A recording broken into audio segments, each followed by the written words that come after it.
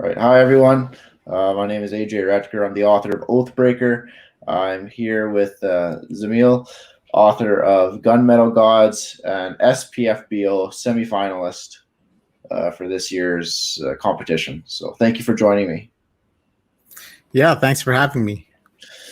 So for those of you who aren't really familiar with your books, what is Gunmetal Gods about? Like a quick 30-second elevator pitch. One second. Yeah, so Gunmetal Gods is a grimdark novel inspired by the events of the Crusades. So it's about two men who are on two different sides, and they're fighting over a holy city. And it goes deep into both of their motivations, into both of their perspectives, and it alternates the viewpoints every chapter. And it's set in a secondary world that is based off of Middle Eastern mythology. So you have jinns and you have other things that the Middle Eastern mythology is famous for. Yeah, so I guess that's the quick pitch on Gunmetal Gods. Nice. I really like how it's a focus on Middle Eastern mythology rather than the typical Eurocentric English or even Slavic mythology. I know. Yeah, Yeah. I think it was a lot of fun writing it that way because there's a lot to draw on with Middle Eastern mythology, and some of it is kind of similar to what you would find in Europe as well. But it has a lot of its own unique aspects. So it was fun, like creating magic systems in the book that are inspired by. These are some stories. These are some like stories that I heard growing up. Where like your auntie would come and try to scare you or something and tell you like a scary story about a magician who like did something crazy, or someone who did black magic, or like a jinn who possessed someone. Like these kind of stories that you hear from your grandmother, or like that kind of thing. So it was very personal to me as well. But it was a lot of fun crafting a world based on that, and making it something that was unique, and something that I hope other people also found to be quite unique. Yeah, it's on my Amazon TBR list. I mean, ever since I kind of joined the book community, my TBR list has just grown astronomically. Yeah. But I think it's just two down. I got Kings of the Wild, which I'm not sure if you read, by Nicholas Eames. Yep. Yeah. Really funny. It's a really funny book. I took a kind of a break from the grimdark because I'm usually a grimdark writer myself, but it's a nice refreshing break. And then I'm going back to my heroes, Andrew Sapkowski's new book, The Tower of Fools. So, and then it's your book. Yeah, I've heard about that one. I actually haven't read anything by him yet. But he's published quite a lot, so I'll have to start somewhere, I guess. Yeah, the Witcher books are his big thing, right? And yeah, that was my inspiration for my book, was the Witcher books. Oh. And I loved how he did the Slavic mythology, and I kind of incorporated that. And when I was doing my world, because it's filled with monsters and all that stuff, I really just tried to stem from other cultures like Middle Eastern or even Southeast Asian cultures, African cultures and mythologies when I was creating these monsters, because they just had such a different take on them. Like I know in the monsters I used from Japan, they weren't mindless beasts. They were more just like mischievous creatures that couldn't be explained. Yeah. I think I also really like horror, and I write horror short stories. So I do research what other, like the monsters from other cultures and a lot of the myths and stuff. So Southeast Asia especially had some interesting monsters, like in the Filipino myths and stuff. So I wrote some short stories about those. Yeah, it's interesting to see what different cultures find to be scary, and you do find some like really unique and terrifying ideas. When you look around in the different cultures. So it's a lot of fun, and it's good fuel for grimdark stories, especially, I'd say. Yeah. So what gravitated you towards grimdark? Like why'd you want to write grimdark? Yeah, I hadn't actually written anything that was grimdark before I wrote Gunmetal Gods, but I think a lot of it. I was reading the Game of Thrones books at the time. I was finishing up, um, that whole series, and I was also watching the show. So I was kind of thinking, I want to do this. I want to do this type of idea, but with a Middle Eastern setting. So I want it to be very brutal. I want it to show like the horrors of war and the horrors of, um, what it's like to live in that in a medieval society, especially. But I wanted to do it, in a Middle Eastern type of setting. So, um, yeah, and I think I enjoyed writing it that way. And even though a lot of people say that the book is extremely dark, the book is really bleak. A lot of people have said they just couldn't. They just had to stop reading it because it was too much. And even though that's the case, I feel like I kind of told the truth in the sense that I wasn't trying to really dumb down like what that kind of war would have been like. Like I mentioned, it was based on the Crusades, so that was a very incredibly violent conflict, and no one was spared any kind of horror in that conflict. So that was so I mean, I think it's unfortunate that the book came out at a time when people were looking for a lot of lighter reads because it came out in the middle of the pandemic. So a lot of people told me like, "Oh man, I don't want this." Even my own sister told me, she was like, "I don't want this. I don't want this. Serious stuff. I don't want this bloody stuff. You know, uh, um, I'm gonna go read like some YA or something." So you know, but still, Grimdark is a big has its readers, has its faithful following. So a lot of people did love Gunmetal Gods and appreciated the tone and appreciated, you know, even the darker aspects. Yeah. And I like that you said like you didn't really want to dumb it down, like you didn't pull any punches. That to me is the sign, like because I did similar to my book, is that you didn't want to, because it feels almost dishonest or non-authentic when you're pulling it down just for marketability sakes. Like if you're, especially when your inspiration was the Crusades, you kind of have to go into that dark area to be, it can make it believable. So did you also find people saying that it's like just too much and it's too dark? And people told me, I removed 2 stars from the book or in my review just because it was too dark and just because this one scene disturbed me so much. So did you find that kind of reaction as well from some people?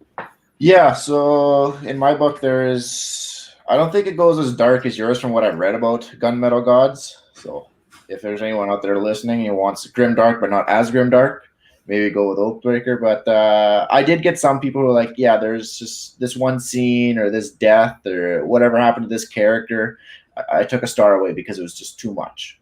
It was just Yeah. too much. And to me, I mean, I try to categorize it as grimdark. I try to categorize it or as dark fantasy or whatever to kind of give people those expectations.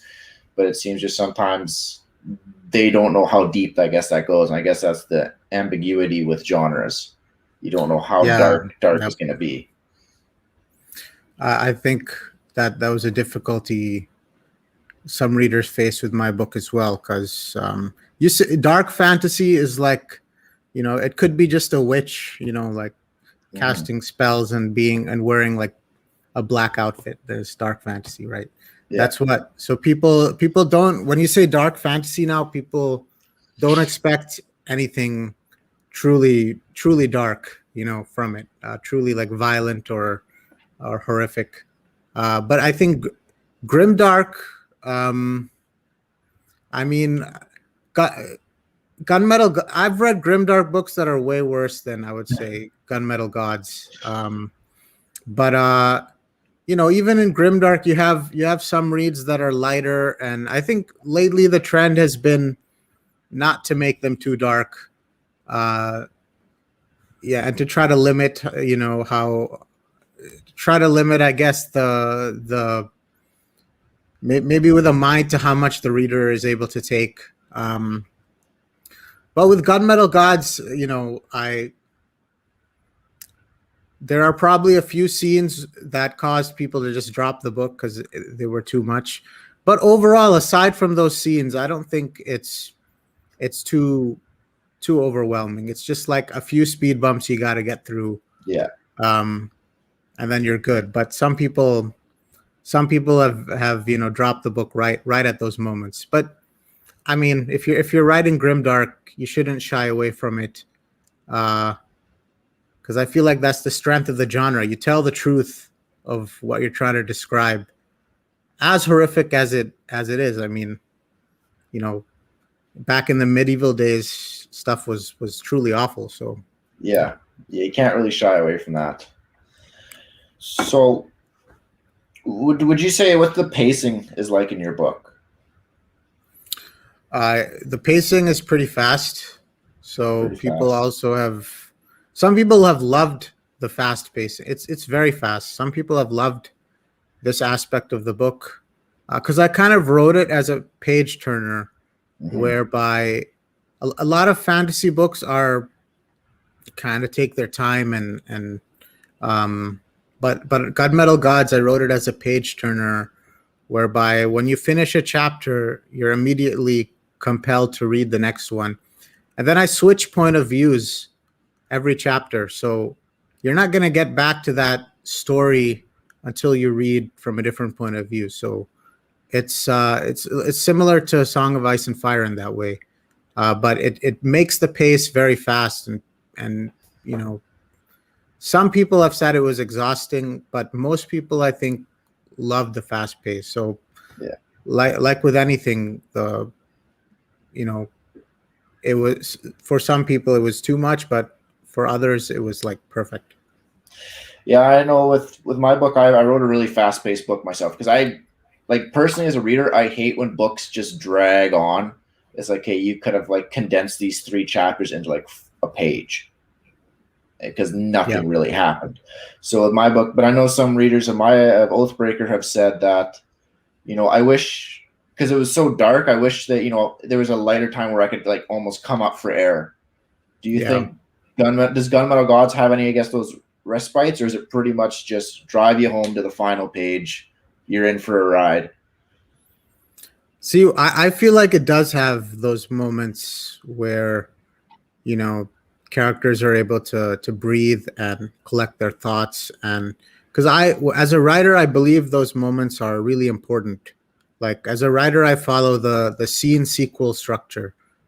So you have like a scene and it's very dramatic, and then immediately after you should kind of have a moment of slower pace where characters reflect and talk to each other and figure out what they're going to do next, and sit by the fire and all of that.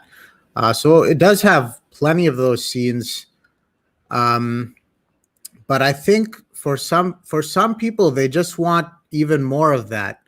Mm-hmm. I like they want those moments to be really extended, whereas in Gunmetal Gods I only kept them as long as I felt they needed to be, um, because I just prefer the faster pacing, and I just prefer when things keep moving. Um, so yeah, I think for me it's balanced, but for some people have even said the book was too slow. Oh, So really? I've heard comment. I've heard every. I think pacing is one of those things which is just too subjective, Mm-hmm. and everyone has different preferences for pacing. So yeah, for me it's perfectly paced. For some, for very few, I'd say it's slow paced, and then for some people, it's too fast paced. So yeah, Yeah. I mean, you can't please everyone when you're in this line of work. You kind of just gotta write for yourself. Yeah, absolutely. When I set out to write the book, it was all for myself. I wasn't really thinking who else is going to read it, what are they going to think about it. I wrote it for myself, and I had one friend who was reading along as I wrote it. That was like it. And then uh, after I finished the first draft, that's the only time I really started to think, like what are other people going to think, and how should I kind of aim it toward an audience in particular. Mm-hmm. Um, yeah, so it's I think it's more fun to write for yourself, because if you're just writing with certain audience expectations or tropes in mind, I don't know. For me, the writing process doesn't hold my interest if I do that. Right. Writing is hard enough, it's like Yeah. it's painful. So Yeah. I was kind of the similar way with my book. Like when I was writing, I wrote it out of petty spite, and I just said, you know what, I'm going to start my own book, and I just wrote it. And then once I had basically had it finished, I sent it off to a random person on Reddit and said, "Hey, would you mind taking a look at this?" They read it and they said, "This is actually really good. You should focus on publishing it. You just need to polish it up, but like you should focus on publishing it." So I'm kind of in the same boat. I didn't start with the idea of like this is going to be a published book someday. I just start writing it for myself. yeah, that's like, I think that's where a lot of people start. That's like, I think that's the only way you really enjoy the whole process. Um, you know, and I feel like now as a writer, it's more difficult because now you're thinking, I have an audience, and what are they gonna think with what I'm writing now? And should I factor in all the feedback that I've gotten and into my process? And even though I don't agree with a lot of it, should I factor it in? And then it's like there's more weight now than Mm-hmm. in the early days when I was just like, let's just fucking do this Yeah. and write. Yeah, it's always hard. So, like, your second book in the Gunmetal God series has been released officially, correct? Yep. I Came forget the out a month title ago. of it. I It's forget the title. Conqueror's Blood. Conqueror's Conqueror's Blood. Blood. Yep. So, when you were writing that one, did you take the feedback from Gunmetal Gods, or did you stick to your guns and say this is still a story just for me, and if they like it, they like it. If not, fuck them. So I started writing it only a month after Gunmetal Gods came out.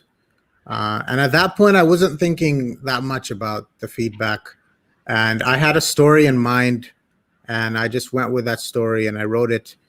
But down the line, I did start to think about the feedback, in particular about the pacing, um, because I kind of wanted it to be a little bit slower paced. It's like in general as a story, it's a slower paced idea that I had in mind. Like it wasn't as action focused, and it was more of a mystery story. So I kind of did think, let me find, especially in the second draft, I said to myself, let me find areas where I can slow things down and like extend some of the slower scenes and just extend some of the scenes where characters are getting to know each other so that readers really get a better sense of who the characters are. um but I didn't shy away from one criticism. I didn't take to was the darkness, so I didn't shy away from making it dark. In fact, it might be more dark than Gunmetal Gods. So that I probably won't do, because it's like, as a writer, I feel like I just want to portray these things, um, with their good aspects and with their bad aspects, and portray something truthfully. Uh, Other than that, as a writer, I from writing Gunmetal Gods, I became a better writer. So some criticisms that were very valid, um, I took those into account and just became a better writer, since it was my next book. and I'd gained all that experience. So um, I was very pleased with how it turned out, and the reception for Conqueror's Blood has also been very good. And it's people haven't been complaining about the pacing, in fact, or people haven't even found it to be that dark, which is also interesting. So it seems like it's overall so far it's been better received. Oh, that's good. Glad to hear it. So then, oh man, just lost my train of thought. Just right out my ear. I had the next question lined up and it was completely gone. I saw in your book that because I read the Spiffbo review for it, that it has like Dungeon and Dragons elements in it. So how did you combine that like with the grimdark aspect? Well, I've been playing Dungeons and Dragons for probably about 3 years now with my buddies, just from my own hometown, and we just decided to, have a few drinks and roll some dice and have fun with it. And then whenever I DM'd, I remember the first session I DM'd, or my own campaign that I didn't use from a book that I just made up. They were like, "This is so dark, AJ. Like this campaign is way too dark for what we like to do." So I guess I'm just naturally the darker storyteller. So I just basically kind of took the monsters and the themes and the classes and the different characters you can get in Dungeons and Dragons and just threw them in a super dark world. Cool. And then that's just kind of how it happened. But yeah, I've just been naturally the dark person in the group. Yeah, I don't know what it is, but whenever I think about like telling a story, I also drift toward dark places. Mm-hmm. Like I read a lot of cosmic horror as well. It's just fun. It's just more fun that way. Oh, for sure. And yeah. So what was your inspiration behind your writing in general? I know you mentioned the Crusades for Gunmetal Gods, but like what inspired you to actually like become a writer? When I was younger, I used to play a lot of like video games. I wouldn't read that much, but I used to play a lot of video games, and I used to play a lot of JRPGs in particular. So like Final Fantasy and all of that.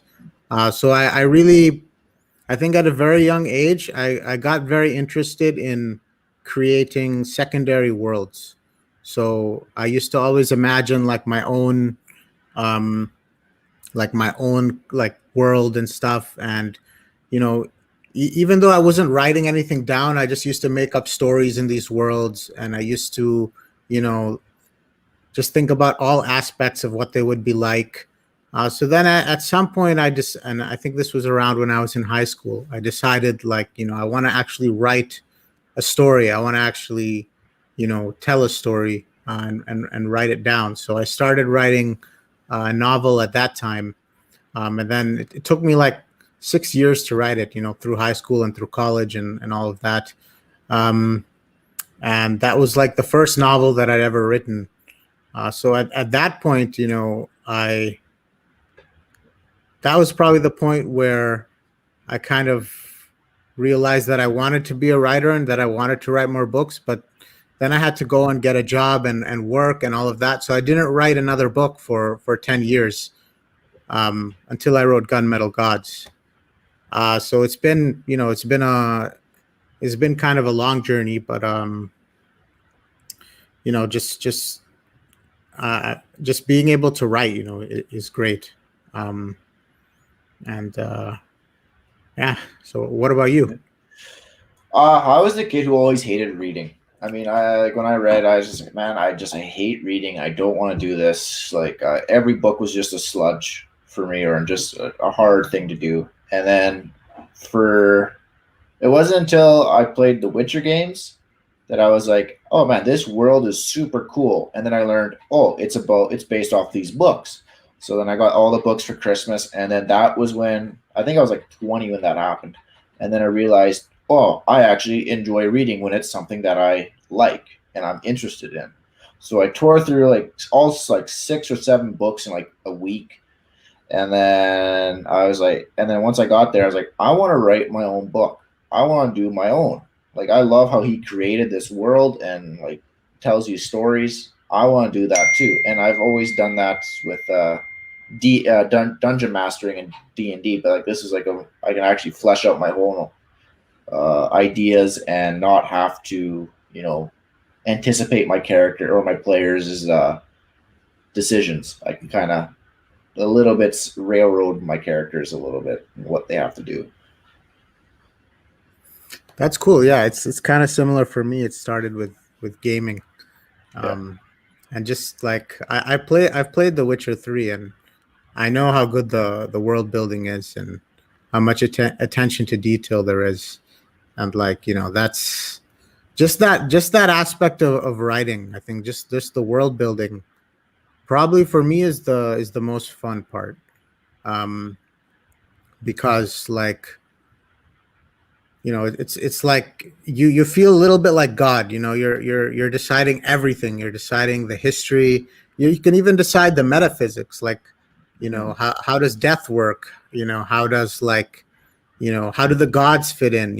How do how do all these things work, and like um especially magic systems. That's something which, like, well, especially when you play video games, the magic systems are so you know essential to the experience. But with books, uh, I think you kind of have the same. It's very similar in that you know characters are solving problems through magic. So you decide what those rules are, and I don't know. For me, just that aspect is why I write fantasy, because it's just so fun.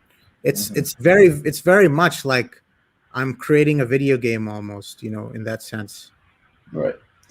Yeah, I know when I was first like looking for jobs out of college and I had no experience. Like I didn't go to college for writing or I have literally no background in writing. I just started writing a book. And then I started looking at jobs at video game companies to develop stories. So I was like, I want to do that, you know. But unfortunately, no one will hire you when you don't have any credentials. So moving on, I decided just to become my own writer. So that's kind of how my career path took off this way. That's the beauty of writing. You can just do it, Yeah. like I think it's other forms of entertainment are have way higher barriers. Like if you want to make a movie, or even a video game. Actually, I used to use this program called RPG Maker, and I used to use that and like make these little RPGs in there. But it was so time consuming. Just to do like one small area, it took like several days. So that's why you need like whole teams, to do Mm-hmm. that stuff. But with writing a book, you can create like a full cinematic experience, just yourself. So Yeah. it's really fulfilling when you do that, and you know it's awesome. It's awesome. Yeah. So looking back on Gunmetal Gods, now that you got another book under your belt, now you've gotten some feedback in. Was there anything that you would change? Or you're like, no, this book shows the good, bad, and the ugly as me as an author. It's a good question. um I think it's like you said, it shows who I was as an author at the time, what my skills were, what I enjoyed writing. So in that sense, I wouldn't change anything, because I think I'm a better author now than when I wrote Gunmetal Gods. Um, but I think also its imperfections, give it sort of round it out in a way. It's not a perfect book, I think, but what it does do well and what it really focuses on, and if people like those things, they're really gonna like it. So I don't know. I don't think I would, you know, go in and change. Like, we're self-published, so if we want to, Mm-hmm. technically, we can go in and change whatever we want. But I wouldn't do it. I wouldn't do it even in response to some kind of criticism. I wouldn't do it because I'm just happy with how it is. It's sitting on my bookshelf complete, and I'm just happy with that. And you know, let's leave it at that, Yeah. basically. I'm the same way. I mean, There's imperfection, and then there's just there's a little voice in me that's always like, oh, you could have changed this, you could have changed this. But I know if I would have listened to that voice, I wouldn't have published the book. It would still Yeah. be sitting on my laptop, and I'd be constantly changing it and just nitpicking. So it's out there, like you said, it has its imperfections, but that kind of rounds it out and shows who you were at that stage in your time. So that's a really thoughtful answer, insightful. And you cannot, when you write your next book, you'll be a different person, most likely. You'll have different skills as a writer. You'll be a better writer. So, in the back of your mind, I think you kind of round out as a writer and fix out your flaws, and then when you actually put the words on the page, and you edit those words, it's like, you're more aware of what you're doing. Because I wrote my first book way back 10 years ago, or more than 10 years ago now. I can't even keep track of time. It's been like 15 years when I wrote that. And that book, frankly, it wasn't that good. But even now, sometimes I open up that book and I read it, and I just enjoy it for what it is. It had a lot of my ideas at that time, and what I believe storytelling was all about. At that time in my writing career. So I just appreciate it for being what it is, and for being like that. Yeah, and I'm always looking forward to writing the next book, and to trying to blow people's minds. That's always part of the fun of writing. Yeah. So yeah. Yeah, I can tell from as I'm working on my second book right now, that's separate from Oathbreaker. I can tell right now that I'm a way better author now than I am when I first wrote it a year ago. I was like, okay, like I almost feel like I should have waited, but I know those growing pains wouldn't have happened if I waited. But that's just the thoughts in my mind. So you're self-published. Which direction? Like, how explain the process of how you self-publish? Because I know there's multiple avenues people can take. So for me, it was just all on Kindle. So I wrote the manuscript, I wrote the book, had it professionally edited, got a professional cover. So I wanted to make it, indistinguishable from a traditionally published book, so that when someone comes upon the book's page on Amazon, they're going to think, oh, this could be from Orbit or from Tor or from wherever. There's no difference in the quality. So I focused a lot on just making sure the quality was as high as possible. Then I planned for 2 months. I planned the release, the promotions that I would do. I put a lot of thought into the marketing, into targeting, and I read a bunch of books on what were the best practices in regard to self-publishing and marketing as a self-published author and launching a book. Then the date came. It was October 15th, so the date came, and it went live on the Amazon store, and it did, to my surprise, it did very well, and it's still going strong since then. So it's been a very pleasant surprise, and now that I've seen that people will read stories that you publish yourself, so now for me it's like I just want to write more and more and more, and keep doing it, and because I just I really love the fact that there's just no gatekeeper. There's no one telling you, no, you can't write this, you can't have this scene, you can't tell this kind of story. No one's gonna tell you that. It's just gonna be what the readers are either gonna like it, or they're not. So yeah, it's great. Yeah, I know. With me, I didn't have any background in terms of publishing. I didn't know much about it. I did some research, and my story is a little bit rocky. That I went through a vanity publisher. Yeah, so but like as I've told other authors this, and they've been like, "Oh, like, you actually seem to have lucked out and found a good one," because I retained all the rights. It was kind of just like I paid them money for them to put my book together, and then they shipped it out. But they said, "You get to keep all the rights. You do all this. We'll design a cover for you. We'll edit it for you, and we'll glue pages together, and then we'll ship it out Oh, into our distribution network." So luckily, I found a good one. I mean, in my next book, I don't know if I'll go the same path. I think I'll just go with that Kindle Select or that KDP yeah. pathway. So many authors, self-published authors, are going nowadays, just because I think you can get even more control. Because with mine, my original cover for Oathbreaker had a knight sitting on a mountain of dead corpses, and they Nice. said, and they told me That's you can't have corpses on the cover. That's gonna distract from your reading. People are gonna be turned off by that. isn't that like Prince of Thorns? Kind of. It has the. Or is that a Oh, Mountain of Swords? I can't I remember. can't remember. Yeah. That I'm gonna check it out. I don't know. I feel like I've seen corpses on plenty of covers. I don't think Amazon has any problem with that. Let me see. Prince. Or it might have been the sequel.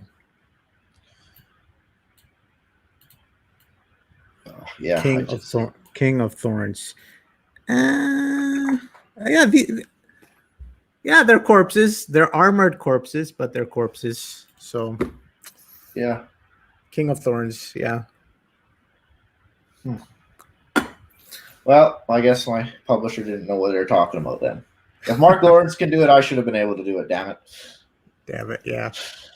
But yeah, what was one thing that you really struggled with in the publishing aspect of things? Um, Struggled with. You mean like in the actual process Yeah, to like get trying it to get your book onto published, and like I know for myself, promotion. I suck that. promotion? Yeah. I'm not a natural salesperson. Like I'll probably be the first person to tell you, oh, like my book's not that good. You should buy this person's book, which is a terrible sales tactic if you're trying to sell books. So like for me, trying to go out there and be that confident guy and saying this book is awesome, this book is amazing, was really hard for me to get out of my shell. So did you experience anything like that, or did everything come easily for you? The thing I haven't been able to crack at all is paid ads. So like Mm, Facebook ads, Amazon ads, that kind of thing. Um, I've spent quite a bit of money experimenting on ads, and I even took like this course on how to do the ads. But it's not something I'm even getting close to getting working, because people are so desensitized to yeah, ads. It's like, so you're paying for someone to actually see your ad or click on your ad, and then you know they're not going to buy the book.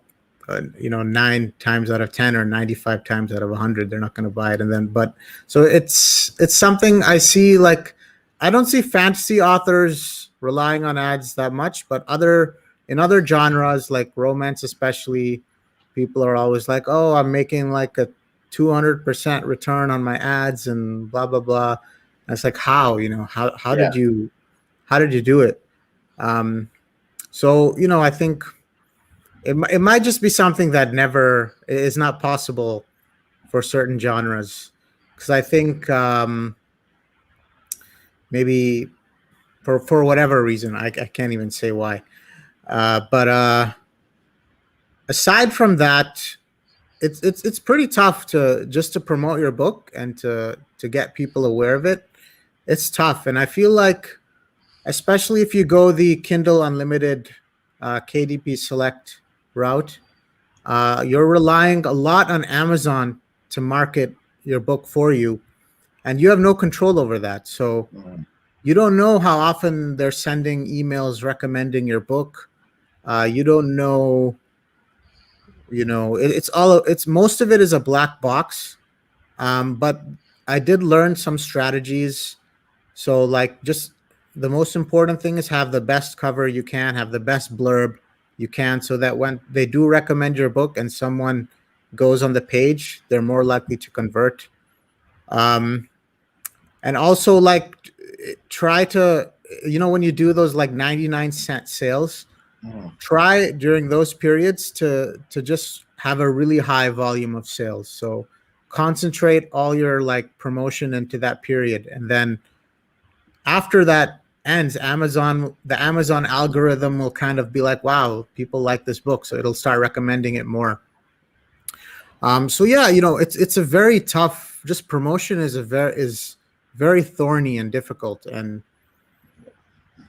you know, s- s- you never know. Even now, I feel like it's not something I control. Like I don't have that many Twitter followers or Facebook followers or whatever, Mhm. so it's not something I'm even controlling. It's like Amazon has that, is doing that, and they could decide to stop doing it for whatever reason, and then I don't know what'll happen. So that's definitely a pain point, and a difficult thing to, I guess, to come to grips with.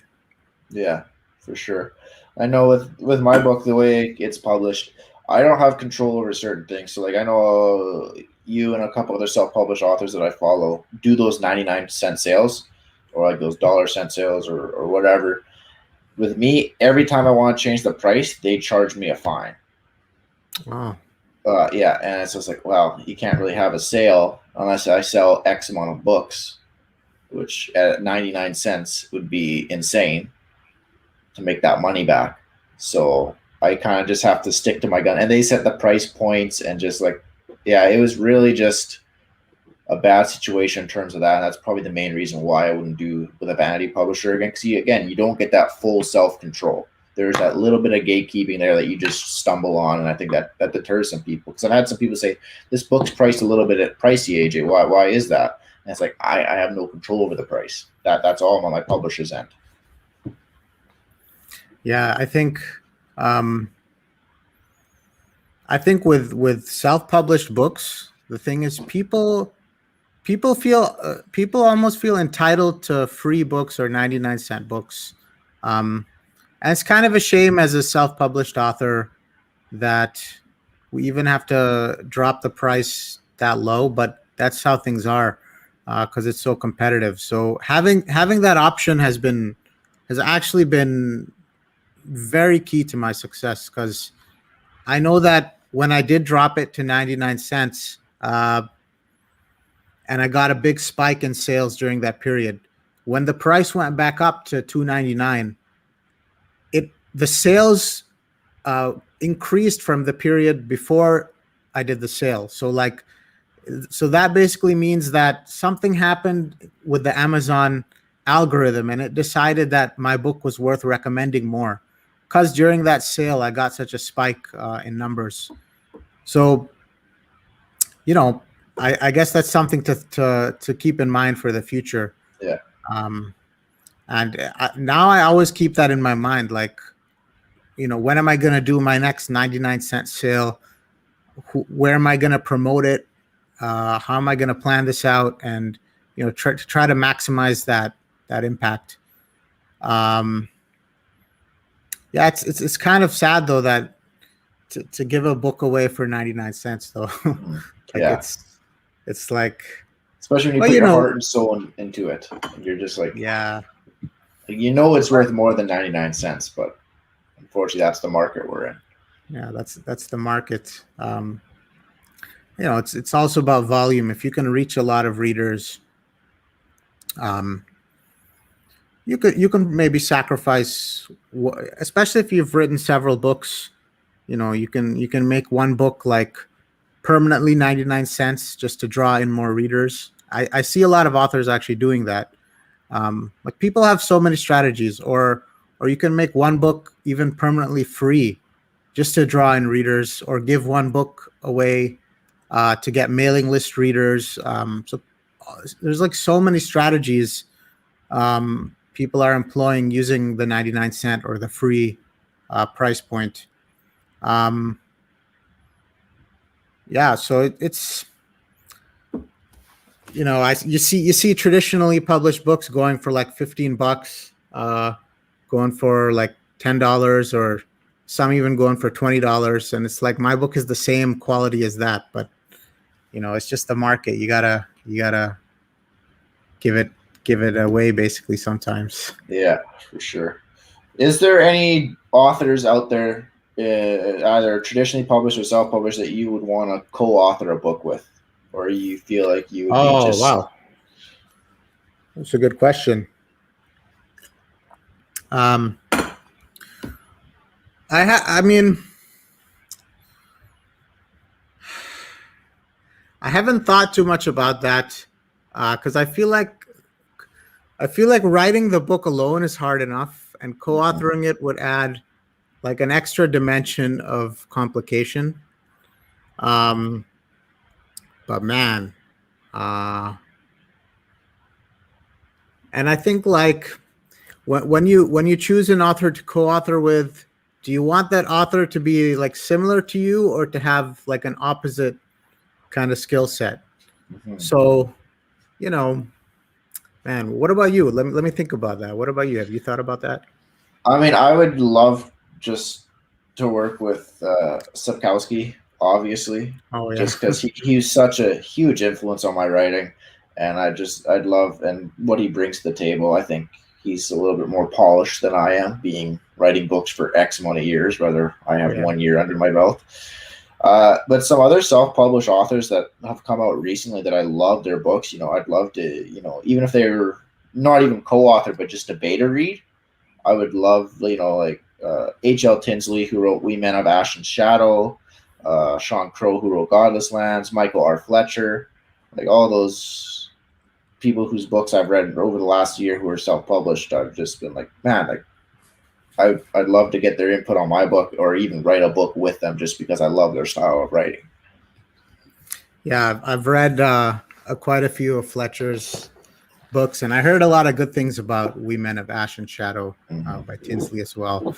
And I do try to read some of the grimdark South pubs, just to see what they're doing, and I've been seriously impressed, with the stuff I've read. And I know I'm reading Noraliska Groans. Oh yeah, That's also in the fantasy book critic. Um, in this, you were also in that blog, right? You were yeah. also in the same, yeah. So like, that book is so good, man. Like, I know it's semifinalist now, so I'm really worried that that's gonna be the final. That book is really good. Like, and it's co-written I know. Yeah, as well, and they really I think they really combined their strengths so well, the two writers, because you can see like you can't tell. I couldn't tell who was writing which section or which character, but I can see both writers' skills in the overall like work, and like I can see like Clayton Snyder's humor like on every page as well. So yeah, that book is good, and it's shown me like how co-writing can be, how well it can turn out. mm-hmm. If I guess if the two authors have that kind Match. of mesh, yeah. Yeah. So there's one author who was a Spiffbo finalist last year, Susanna Roundtree. She wrote A Wind in the Wilderness.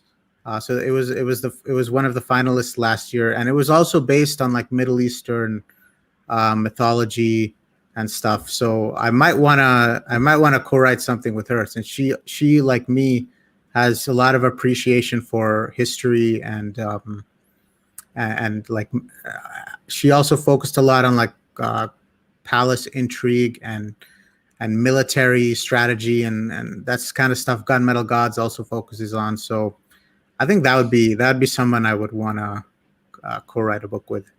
Yeah, I have to check her out. I couldn't remember all the finalists from last year. I've been meaning to go buy all their books and check them all out, but just she must have slipped through the net as there's so many books out there right now. You Oh yeah, know, you think absolutely. you think about writing a list and then you let one slip through, and then you think you got all of them because you just bought like 10 books.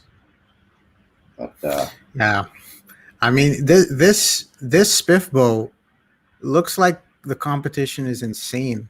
mhm.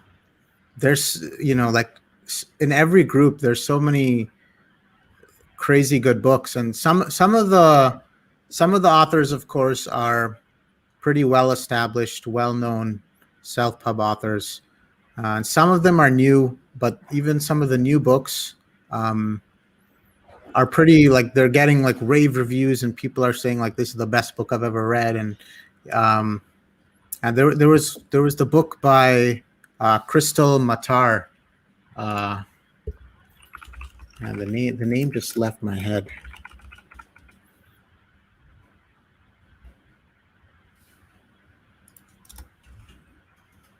What's the name of that book? I'm reading it right now. It's like Blackburn. Do you know what I'm talking about? Oh yeah. What's the name of it? That's gonna bother me now too. Man, things just fly out of my head for no reason. Like I'm literally reading that book right now, and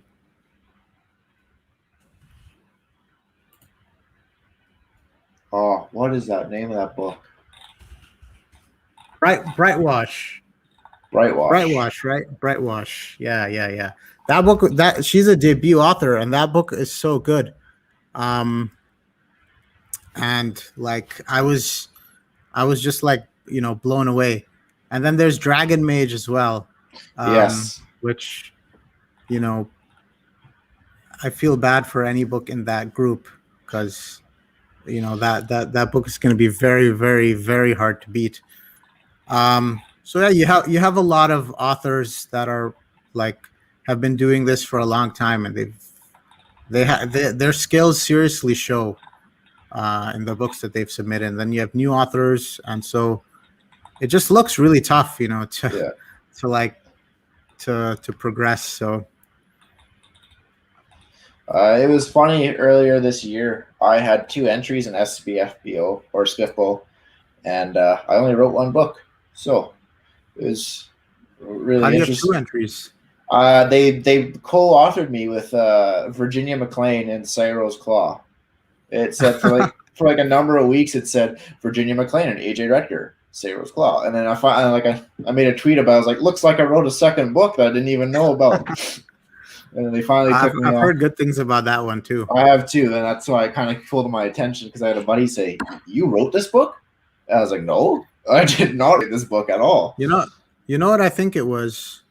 I think she was originally in the fantasy book critic group, and then Oh, they switched her. You and her swapped places basically, because I don't know why, but they switched her to a different group and put you in there. So that might have caused some confusion. that might be it.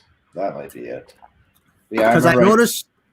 noticed she was in the FBC group in the beginning, and I was worried. I was like, oh no, this is another like, this is another like well-known author, or pretty well established self-pub author in the group. I already had Michael Fletcher in there, so it was like, Yeah. and then so yeah, well, what are you gonna do? It's tough. For sure. And then you got me. So competition narrowed down a little bit. It's tough being new. Yeah, it is tough being new. It's actually not my first Spiff Bowl. Oh, okay. So the book that I wrote in college, I threw it in randomly.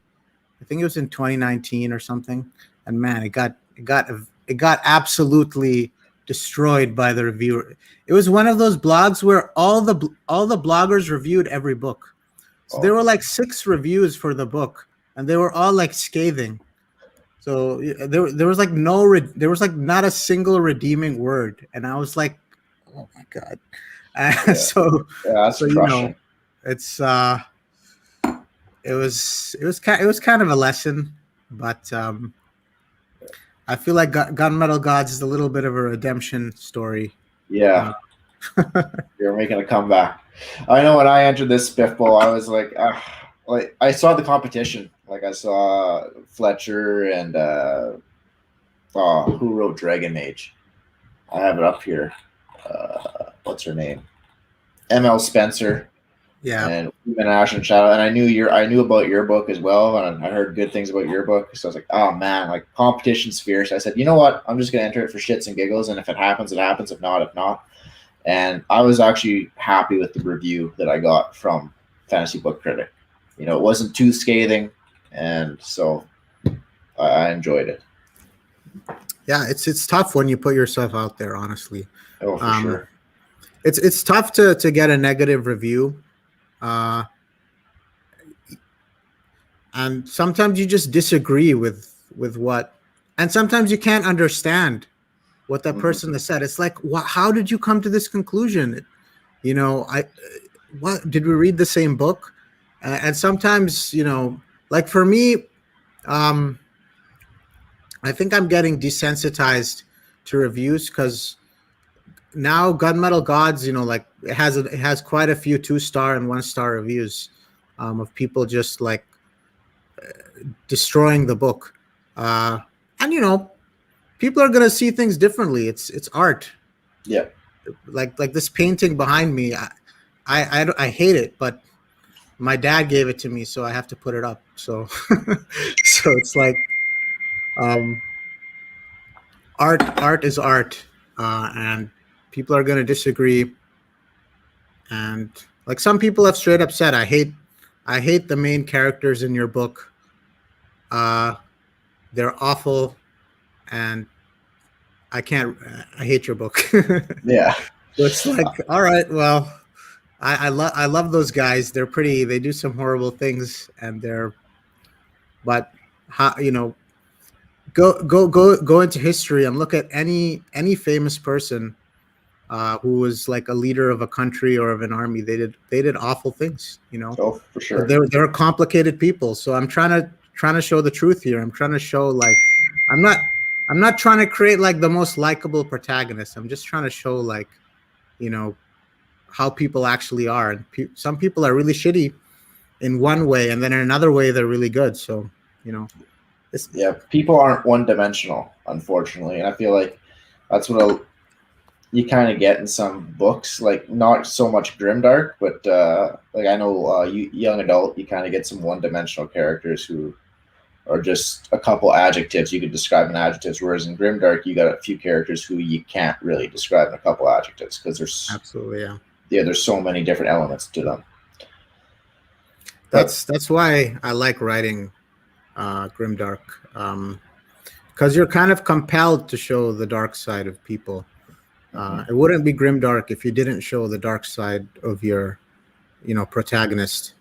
uh, and you're allowed to be as dark as necessary, I think, to really show whatever it is you're trying to show. So other genres will kind of limit that, and they will say, you can't make your protagonist too unlikable, um, because readers are looking for different things, I guess, when they pick up a book. Some people really want to escape and to feel uplifted or hopeful, and other people, they want to they want to read something, not something dark, but something that's kind of authentic or truthful, or shows the different aspects of human nature. yeah, for sure. I know, like with my book, I've had a lot of feedback where the people said they don't like my main character, Mario. They said he's just not a likable character because he's a little bit whiny, he's a little bit prissy, and honestly, he doesn't really fit grimdark. He's not your typical grimdark protagonist. He's kind of like, I guess, idealistic young guy who's thrust into this dark world. And it's kind of like a reader. I kind of imagine him as a reader being thrust into a first grimdark Wow. book. You don't really know what's out there until you get out there. And he's basically this clueless young knight who has to rely on other people to help him. But yeah, I've had Yeah, some people say he's unlikable. yeah. People might not like you for whatever reason. They might not Yeah. like me for whatever reason. People are pretty particular with who they like and don't like. So, I think when you create any character, you're always taking that risk. And some writers, to minimize that risk, they they make the character, as bland as they can, or in video games, the common trope is just make the character have like no dialogue at all. Yeah. Just like a silent, like Link from Zelda, just a silent protagonist who's just like a stand-in for the player, basically. There's the equivalent of that in writing as well, and it works in some respects, and it doesn't work in others. But for me, I love creating complicated characters and characters that sometimes they might be trying to do the right thing, they might be trying to be good, and sometimes they might be cowardly, sometimes they might be vengeful or angry. So I like characters that express a range of emotions and are just very particular, in who they are, like more similar to real people. So yeah, I think when you do that, you run the risk of people just immediately not liking the character. But what can you do? Yeah, what can you do? Well, before we wrap up here, where can readers go and get Gunmetal Gods and Conqueror's Blood? Where are they available? So Gunmetal Gods and Conqueror's Blood are available on Amazon. That's it. They're available on Amazon. That's the only place you can get them, since they're Amazon exclusive. Right now, this is actually the last day of Gunmetal Gods. Has been $1.49 for the month of July, but this is the last day of July, so it's the last day to get it at a discount. But anyway, the normal price is $2.99, so you're not losing much. Is it in both Kindle and print version, or just ebook? Yeah, so Gunmetal Gods, you can get it Kindle, you can get the paperback, the hardcover, and you can get the audiobook. Nice. The audiobook is awesome. The audiobook is phenomenal. The performer did a fantastic job. Really, I highly recommend it. Conqueror's Blood for now is available on Kindle, paperback, and hardcover. The audiobook is still in production, so I don't have an ETA yet for it, but hopefully soon. Hopefully soon, yeah. I'm in the same boat with you as with Oathbreaker. My audiobook is almost done. Just trying to finish it up. Yeah, it's always great to listen to the audiobook. It's the next best thing to having a movie about a book, I think. Yeah, so it's fun. Awesome. Well, thanks everyone for watching. Thank you, Zamil, for joining us, and we'll see you next time on Author Talks. It was fun. Thanks for having me. Oh, not a problem. Okay. Bye, everyone. Have a good one. See ya.